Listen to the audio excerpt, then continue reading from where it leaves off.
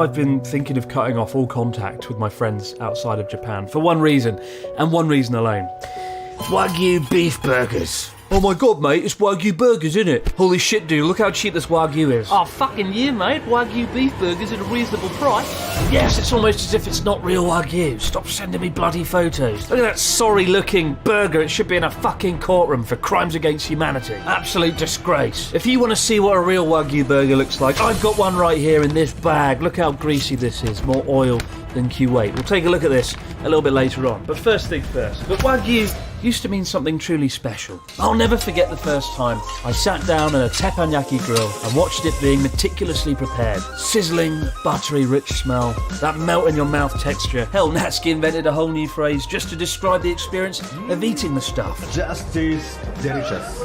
Justice delicious. No more, because foreign companies are taking the word Wagyu and slapping it on any crappy product they can to boost sales. Now I get it, the real thing is pretty damn rare and it's certainly not cheap. A single cut of 200 grams of Matsusaka beef will set you back 24,000 yen online, about $160. And that's typically why it's only eaten on special occasions, like birthdays, which is why I make sure to have 3 birthdays every single year. Up until recently, it was notoriously difficult to get hold of Wagyu outside of Japan, because in 1997, Japan declared it a national treasure and started banning the export of Wagyu cows, and even their DNA to avoid poor imitations overseas. They went the extra distance. However, before that, some cows had snuck out of Japan, and even some companies genetically modified the cows to find the genetic trait that led to the prized fatty marbled beef. And that is how you can get Australian or British or American Wagyu. And you know what? Sometimes it's actually edible. But serve that crap in Japan and they'll laugh you out of a room. They do not see it as an authentic thing. In the same way a French winemaker from Champagne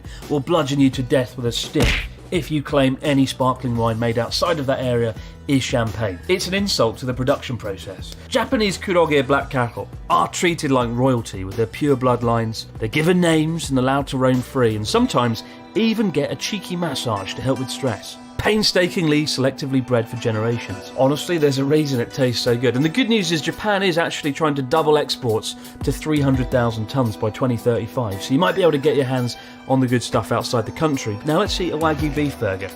The real thing.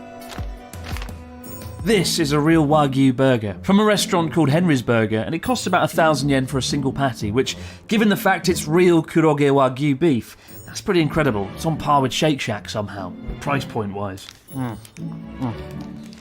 Oh my god. All the thrills of eating a Wagyu steak, but in a portable form factor. This is a revelation. My god, I regret moving to Tokyo just because I can have this on tap. What was I thinking? Jesus.